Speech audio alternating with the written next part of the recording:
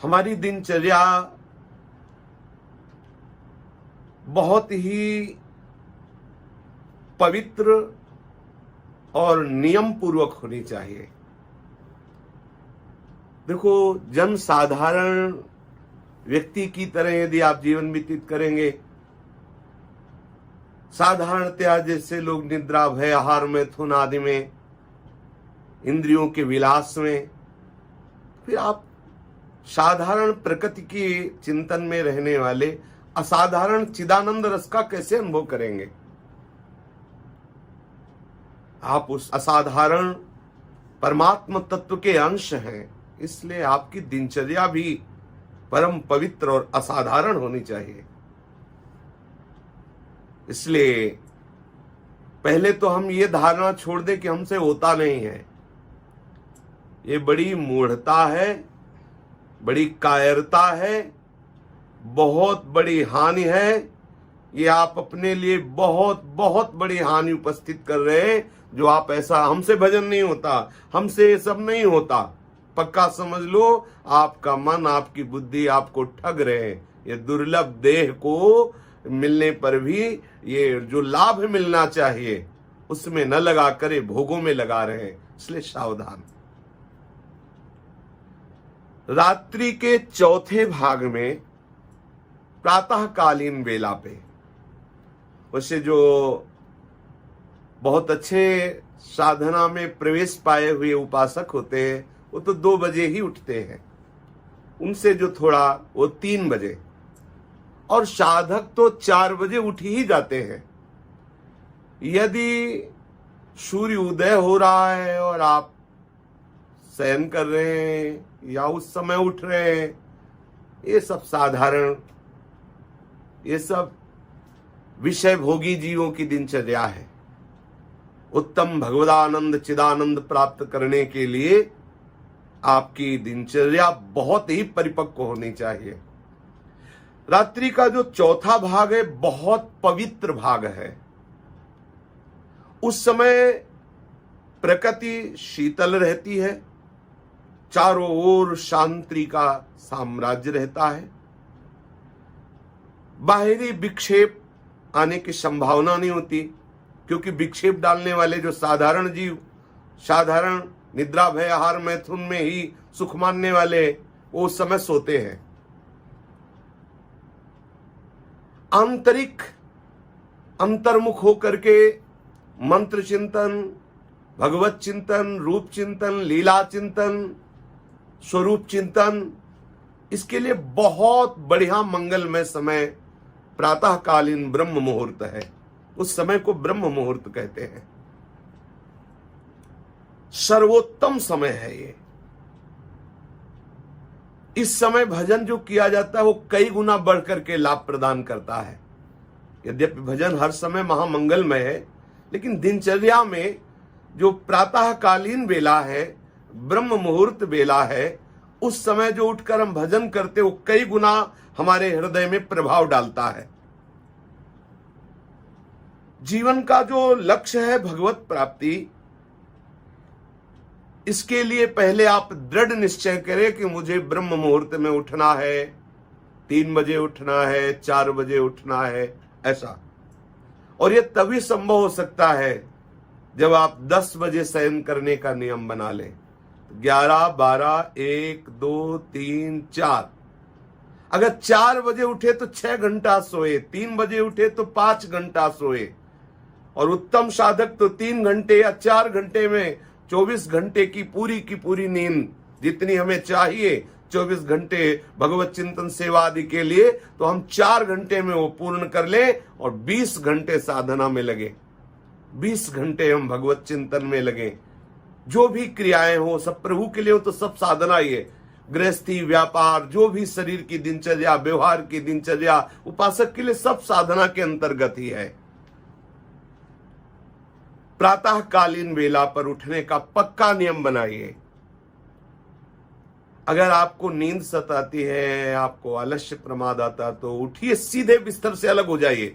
यानी कि हम बैठ के भजन करेंगे, बैठे और ऐसे फिर उसी में नहीं, पहले अलग हटिए, लघु शंका आदि कीजिए, मुख धोइए, आचमन कीजिए, फिर आसन पर बैठ करके सबसे पहले मंत्रदाता श्री सदगुरुदेव भगवान, जो भगवान का कृपा वपु है, कृपा रूप जो वप धर्यो, प्रभु की कृपा ही गुरुदेव के रूप में अवतरित हुई है, श्री सदगुरुदेव भगवान का ध्यान करें।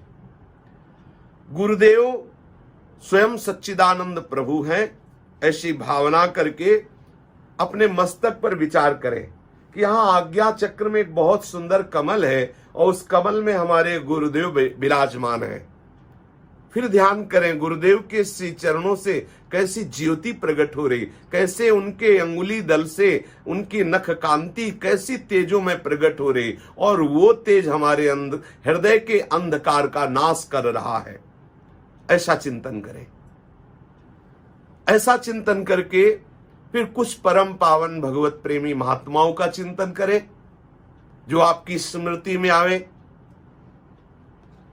फिर आप अपनी जो गुरु मंत्र है, नाम है, इसमें वृत्ति लगावें। यदि आपको शौच स्नान का वेग आ रहा है तो शौच स्नान कर लीजिए, नहीं तो बैठ जाइए घंटे 2 घंटे खूब मंत्र में, नाम में वृत्ति उस समय तन्मय कीजिए, क्योंकि उस समय शांत वातावरण। यदि आपको ऐसा लगता है कि वो कुल्ला शौच स्नान आदि में बहुत समय शांति वाला नष्ट हो जाएगा, तो आप पहले बैठ के भजन कीजिए।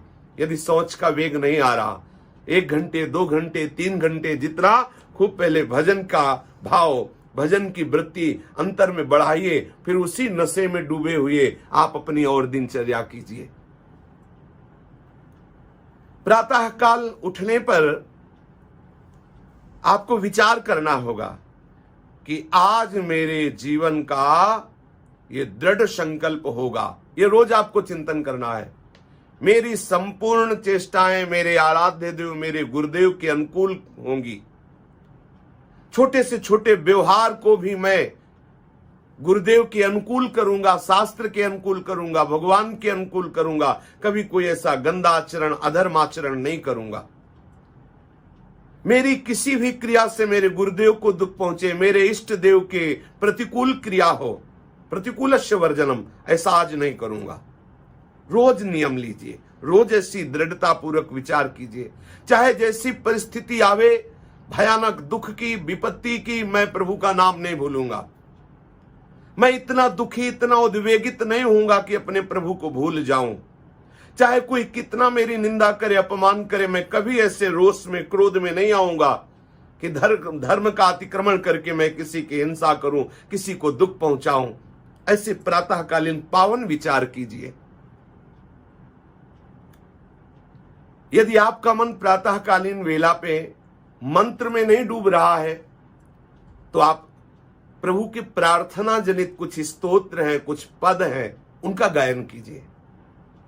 आप ज्यादा पढ़े लिखे नहीं तो नाम कीर्तन कीजिए, मधुर मधुर नाम। पर यह ध्यान रखिए, स्तोत्र पद नाम कीर्तन करते समय ध्यान रखना है, यदि बगल में कोई वैष्णव, कोई साधक, कोई उपासक, भले आपके घर का हो, यदि वो नाम जप मंत्र ध्यान कर रहा है और उसके ध्यान में, उसके मंत्र जप में आपका पाठ, आपका स्तोत्र, आपकी प्रार्थना बाधा पहुंचा दे, तो फिर ठीक नहीं है। अगर ऐसा कुछ नहीं है तो आप नाम कीर्तन कर सकते हैं, आप पद कीर्तन कर सकते हैं, स्तोत्र प्रार्थना कर सकते हैं। उसे उत्तम तो है मंत्राकार वृत्ति करना, नाम में चित्त जोड़ देना। अपने भजन को बढ़ाने के लिए मंत्र माने होता है अत्यंत गुप्त भागवतिक रहस्य को प्रकाशित करने वाला। गुरुदेव ने जो मंत्र दिया है वो भागवतिक शक्ति से युक्त है। उस मंत्र को प्राप्त करके जब हम बार बार जपते हैं, अनुष्ठान करते हैं, तो वो मंत्र हमारे हृदय में दिव्य शक्ति का आवेश लाता है। बहुत समझने योग्य बात है। गुरुदेव के द्वारा जो भागवतिक शक्ति को प्रकाशित करने वाला मंत्र है, जब उसे हम श्रद्धा विश्वास के साथ बार बार चिंतन मनन करते हैं, तो वो मंत्र हमारे हृदय में एक शक्ति प्रकाशित करता है जो हमारे हृदय में जलन रूप होता है। समझने का विषय है, क्योंकि वो मंत्र शक्ति तुम्हारे जन्म जन्मांतरों के पाप, ताप, अशुभ संस्कारों को भस्म करेगी। तो मंत्र चिंतन से, मंत्र जप से आपके हृदय में एक शक्ति प्रकाशित होती है। साधक ध्यान पूर्वक सुने और इसे सहे।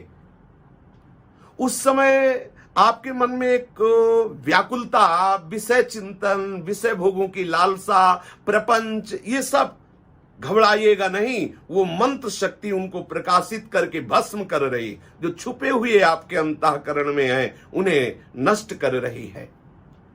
वो एक विशेष संघर्ष पैदा कर रही मंत्र शक्ति, जो वासनाओं को, तापों को, पापों को भस्म कर रही है। समस्त पाप ताप से धुला हुआ अंतःकरण एकदम निर्मल भगवत स्वरूप हो जाता है। जीव की जो ज्ञान शक्ति सुप्त थी, बार बार मंत्रावृत्ति से वो जागृत होने लगती है। जागृत होकर के संपूर्ण अंतःकरण में ज्ञान का प्रकाश छा जाता है। मंत्र का अर्थ प्रकाशित हो जाता है। जैसे अपने लोगों के मंत्र का अर्थ है, श्री श्यामा श्याम जो सहचरियों के मध्य में विराजमान है, वो अद्भुत सौंदर्य माधुर्य निधि। कैसी महामहिमा में प्रेमासक्ति में डूबी हुई सहचरियां प्रिया प्रीतम की सेवा में, कैसे प्रिया प्रीतम सहचरियों को दुलार कर रहे, सुख बरसा रहे, ये मंत्रार्थ उसके हृदय में प्रकाशित होने लगता है। वृंदावन का अद्भुत प्रेम वैभव उस मंत्र के जप से उसके हृदय में प्रकाशित। पर अगर मंत्र जब शुरू किया और सोचा कि प्रकाशित नहीं हो रहा, तो ध्यान दीजिए, धैर्य पूर्वक, श्रद्धा, विश्वास के साथ जब आप मंत्रानुष्ठान अधिक मात्रा में करेंगे तो वो मंत्र शक्ति प्रकट करेगा, आपके पाप ताप अशुभ संस्कारों को भस्म करेगा। तब आपको विचलता होगी, जैसे लगे हुए कांटा को निकालने में विचलता होती है। आपको थोड़ा जलन महसूस होगी, उबन महसूस होगी, घबराहट महसूस होगी, पर यह ऑपरेशन है। धैर्य पूर्वक सह जाइए, फिर आपके हृदय में ज्ञान का उन्मेष होगा, दिव्य ज्ञान का प्रकाश होगा। उसी ज्ञान के प्रकाश में संपूर्ण राग द्वेष का नाश, फिर मंत्र का अर्थ प्रकाशित होगा। वृंदावन, प्रिया प्रीतम, सहचरी, दिव्य लीलाएं उसके हृदय। अब तो कृतकृत्य हो गया।